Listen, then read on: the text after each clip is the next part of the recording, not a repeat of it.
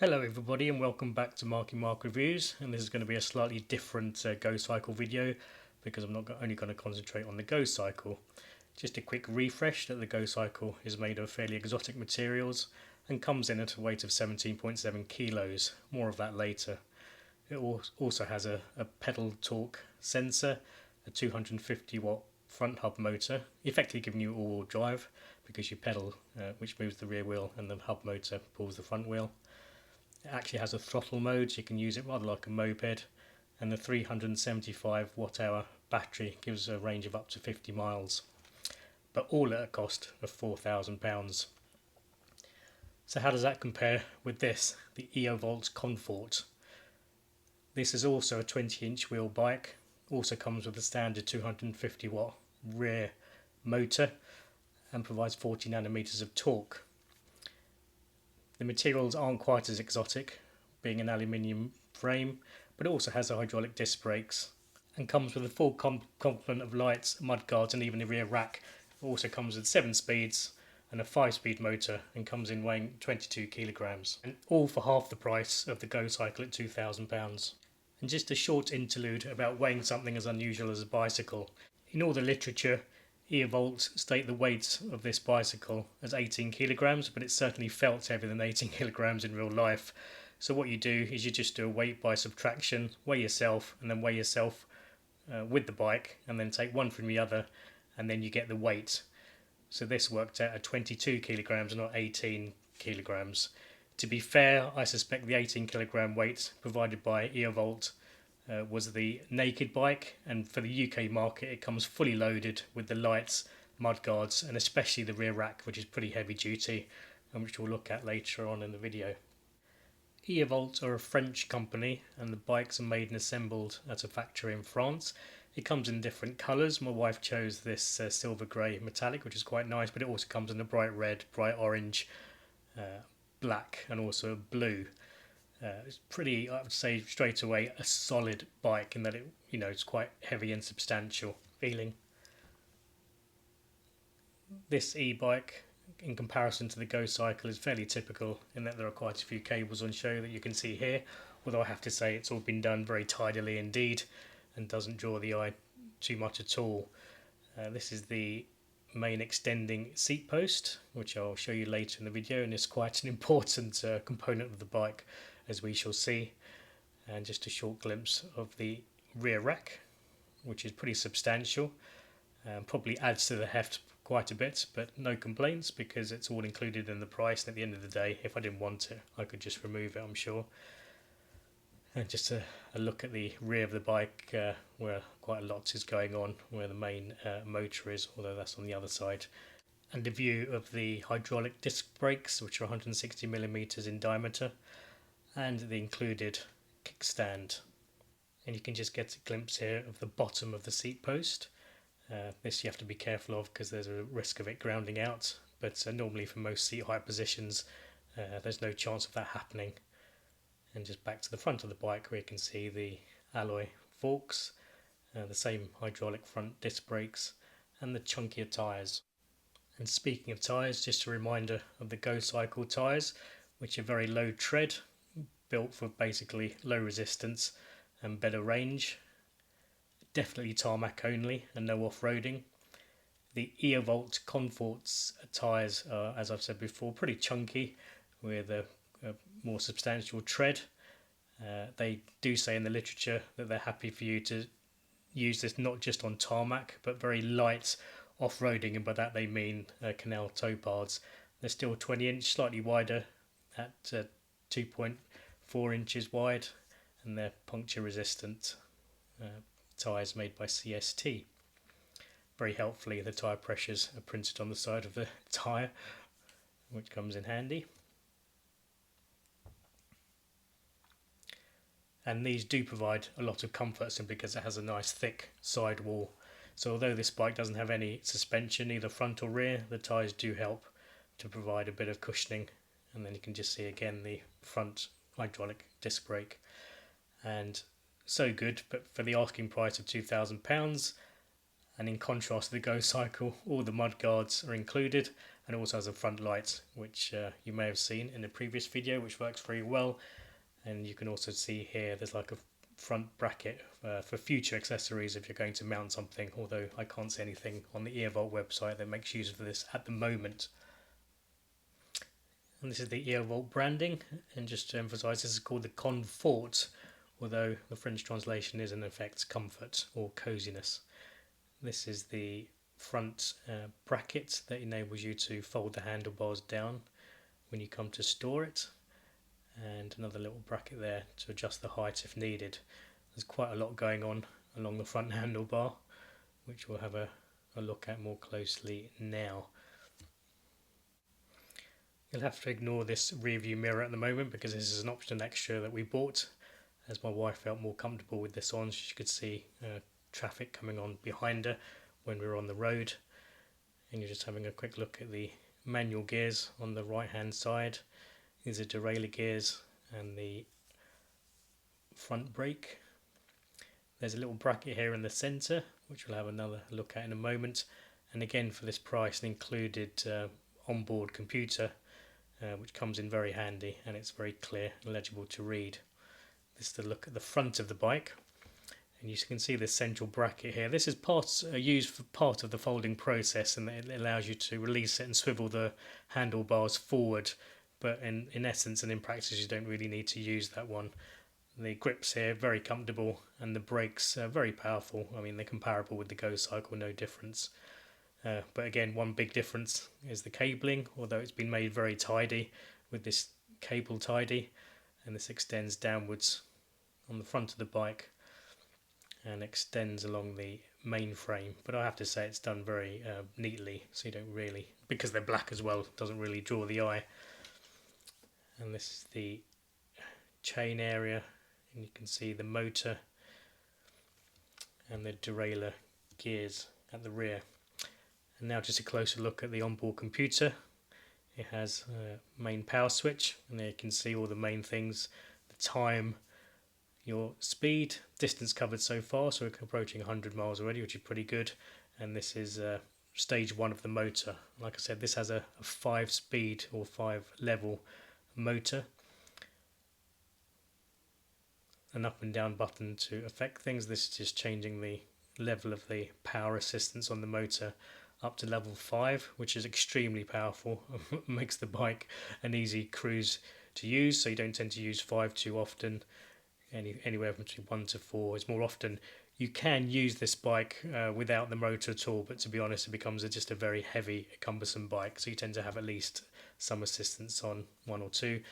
That just shows you, if you use the power switch again, you can just have a look at the average speed, maximum speed, and then back to the main instantaneous display.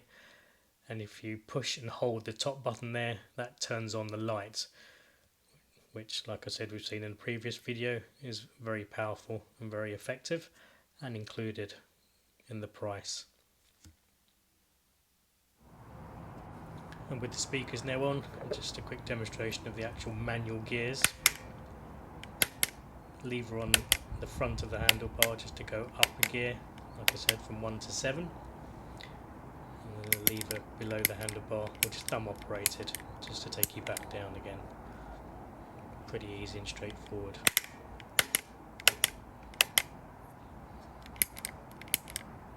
Typical for most bikes.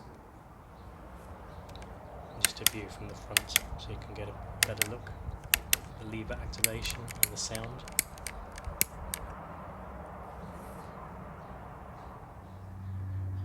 And now looking at the rear of the bike, as before, this has a rear derailleur, and this is a Shimano GoCycle motor, which Shimano do grades of motor, and this is their entry level motor, so not as powerful, but hopefully still reliable in the long run.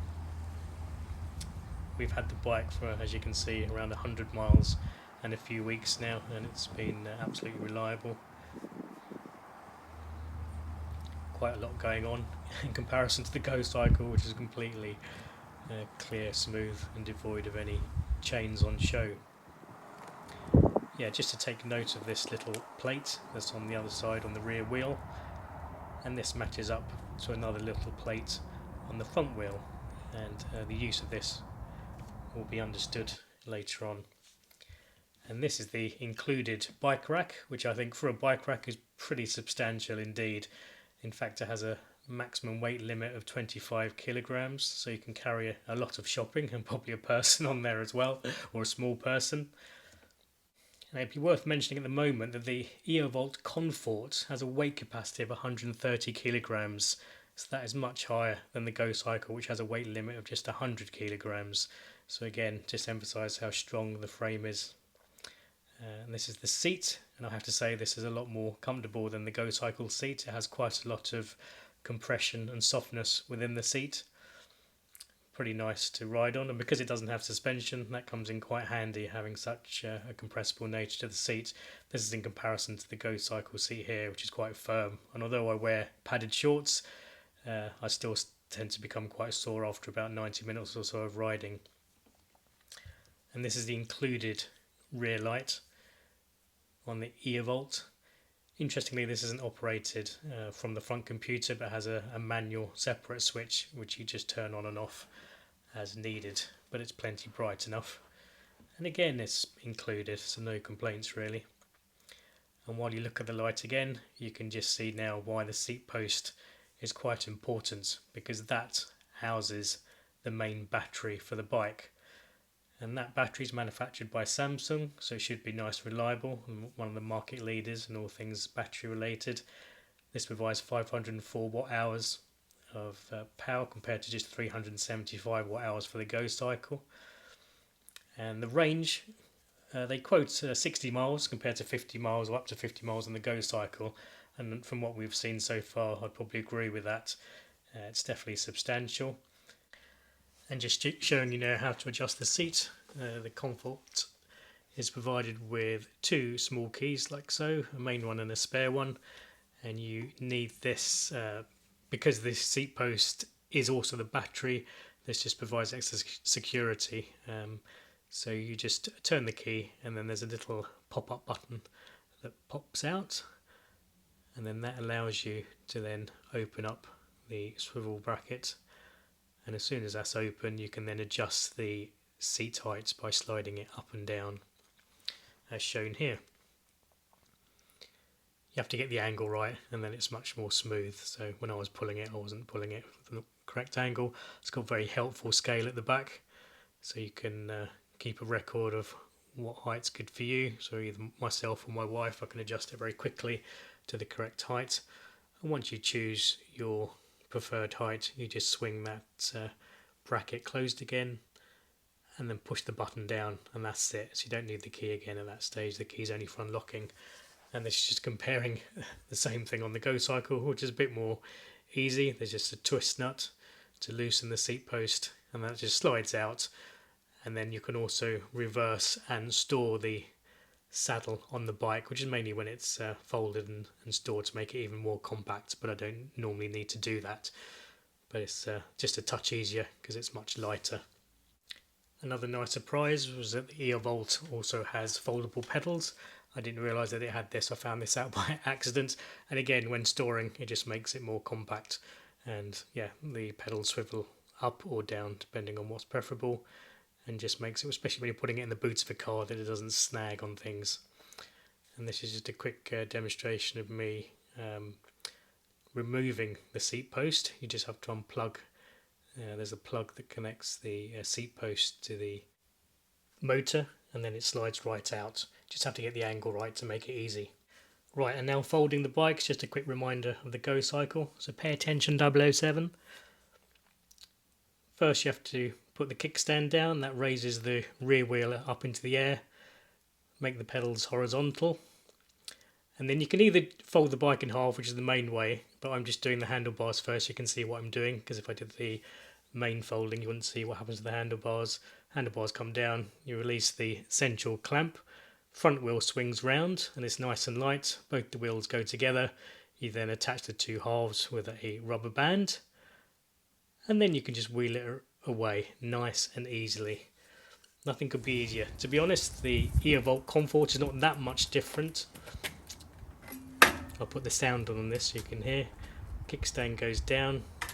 you can just release that lever and that folds the front handbrake down, and then rather similarly to the GoCycle, there's like a central clamp and lever, and then you have to fold the front section back to the rear. Now this makes it hard on this bike because it becomes slightly unbalanced, and it's obviously much heavier than the GoCycle, but that's it in its completed state. Still nice and compact. It occupies a very similar volume to the GoCycle when folded, but it's a touch wider, and there are quite a few more sharp edges and prominences around, which makes it a little harder to lift and hold. And you can see there the two metal components come together because they're magnets, and they help to stick the bike together when it's folded. Just a closer view of the front clamp being released, just a collar and lever to fold down. Handlebar folds down very neatly and easily. And now just a close look at the central clamp. There's like a little cap holder that you swing out the way and then pull this lever away from you, and then that helps to fold that main hinge, so you can fold the whole bike backwards. And like I said, it's a little bit difficult, that, and unbalanced. And again, that's it, folded. And if you just compare this to the GoCycle now, it folds in a very similar way, but you can just see where the money's gone. This is a much neater package, and it's completely smooth. There are no sharp edges, it's fully balanced and stores easily, and of course it's very easy to wheel away and transport, whereas the EoVolt is not as easy to fold. Now this, like I said, this is 22 kilograms heavy, so in theory it's not heavy, but when you pick this up and attempt to put it in the boot of a car, it's very, very difficult because you get caught on things, it catches you, rubs up against you. And apologies for the gratuitous shot of my crutch here, but that's just me covered in grease after I tried putting it in the back of a car. Onto the battery, or the charging brick I should say. This is almost half the weight of the GoCycle charging brick, but it charges much slower. GoCycle takes around 3.5 hours, and this is 5 to 6 hours. Comes with a proprietary socket which plugs in just under the seat there. It has a waterproof little cap on it, that socket.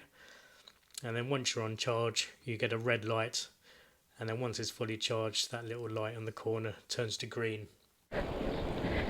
Right, on to riding impressions. That's the main thing I think most people want to know. I won't speak too much on this part of the video, because I think it's important to listen and hear, and this is just to get an impression of what it's like. But overall, this is a very easy to ride and fun bike. It is possible to ride this without any motor assistance at all, but it's not very pleasant because it just becomes uncomfortably heavy. The motor does make noise, and in comparison to the GoCycle, which is basically quiet, the latest front up motor, you cannot hear at all. On this, for British viewers, it tends to sound like a milk float. That's not altogether a bad thing, simply because even with electric cars now have to emit a low noise so pedestrians can hear you coming, and I don't think that's such a bad thing for a bike, so pedestrians can hear you when you're coming up behind them on the cycle lanes. And this is again just going uphill here and increasing the motor assistance, and I have to say motor assistance 5, which is the maximum, is very, very strong. My wife can basically overtake me when I'm riding the GoCycle up a steep incline. In fact, she finds that way too easy on level 5, so she normally has it in 2 or 3. But overall, for the money, I don't think you can complain. This is a very impressive bike, fully featured, fun to ride, and is also foldable, so it's easy to store.